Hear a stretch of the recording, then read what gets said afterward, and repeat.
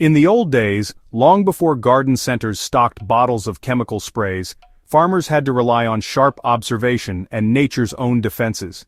They noticed that certain plants seemed to take the brunt of insect attacks, while others nearby remained untouched.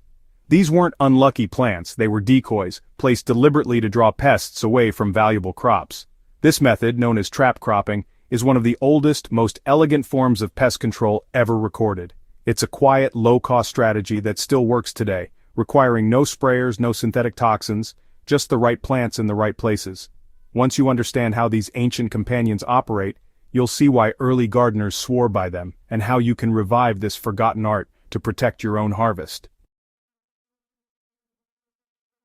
Trap crops work because pests are picky. Many insects are drawn by scent, leaf texture, or flowering patterns. If you can give them a tastier, easier target, they'll focus on it instead of your main food crops. This isn't random planting, it's strategy. The key is to position these sacrificial plants so they're more appealing than your vegetables, like offering a better buffet at the edge of your garden while your prize plants remain safely inside. Once the pests settle, you can manage them in concentrated spots rather than chasing them across your entire plot. One of the most famous and versatile trap crops is the marigold. Many gardeners already plant marigolds for their bright blooms, but historically, they were valued for their underground defense against nematodes, tiny, invisible worms that feast on plant roots. Certain marigold varieties release natural compounds from their roots that repel or kill these pests. By planting dense rows of marigolds along the perimeter or between susceptible crops like tomatoes, peppers, or beans, you create a living barrier. The beauty is that while marigolds lure in some above-ground insects, their real power is happening beneath the soil, breaking pest cycles before they start. Ancient farmers in Central and South America understood this, and often wove marigolds into their seasonal rotations, ensuring the soil stayed healthier year after year. Then there's mustard, a plant that looks harmless enough but plays a fascinating role in pest distraction. In many regions, mustard has been used as a sacrificial target for flea beetles, one of the most frustrating garden pests. These tiny, jumping beetles can riddle leafy greens with holes almost overnight, but they can't resist mustard. By planting mustard greens or flowering mustard a short distance from your main beds, you offer flea beetles an irresistible feast. In the past, growers would plant early mustard rows weeks before sowing their main crops. This meant the beetles had already committed to feeding and breeding on the mustard by the time the real harvest plants emerged. Once concentrated on the trap crop, they were easier to manage, sometimes simply plowing the mustard under to disrupt the beetle's life cycle entirely. The third trap crop that deserves more attention today is amaranth. Known in ancient cultures for both its seeds and leaves as a food source, amaranth also has a unique role in pest diversion. Leaf miners, those tiny larvae that tunnel unsightly tracks through leaves, are particularly attracted to amaranth foliage. By planting amaranth close to but slightly apart from susceptible crops like spinach, chard, or beets, you create a hotspot where miners congregate. This isn't about eliminating every last pest, it's about keeping damage localized. Once the amaranth leaves show heavy mining, you can remove and destroy them before the next generation spreads to your food crops. This technique was used by traditional gardeners in both tropical and temperate zones, not only because it worked, but because amaranth provided a bonus harvest if pest pressure was light.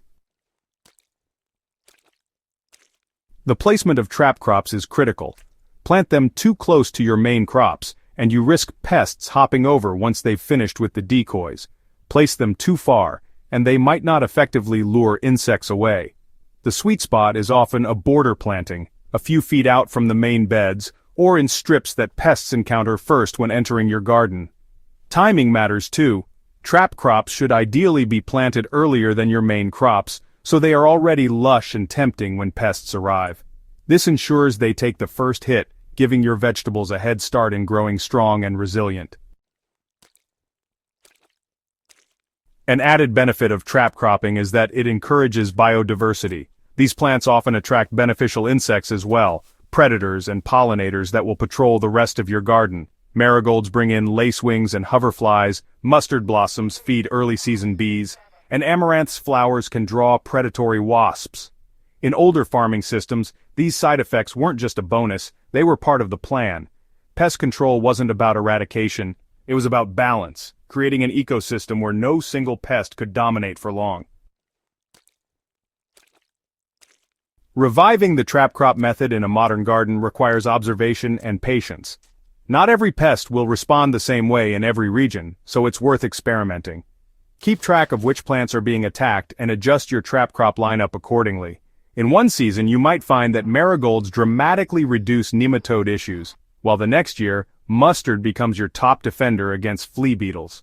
Over time, your garden's own history will guide your planting patterns, just as it guided the farmers who first perfected these techniques centuries ago. The beauty of this approach is that it's both gentle and enduring. No sprays, no chemical residues, just plant choices and placement. It's a method that aligns with nature instead of fighting against it.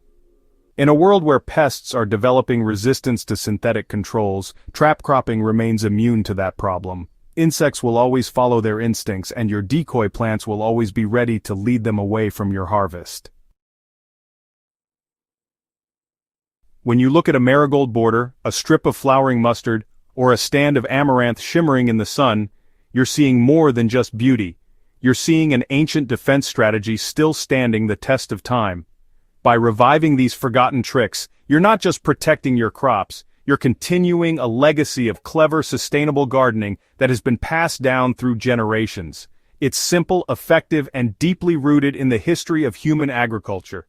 If you've been relying solely on sprays or handpicking to control pests, this is the season to try trap crops. Watch how pests choose them over your vegetables, and how your main harvest thrives untouched. This is gardening the way our ancestors intended. Thoughtful, adaptive, and always working with the rhythms of nature.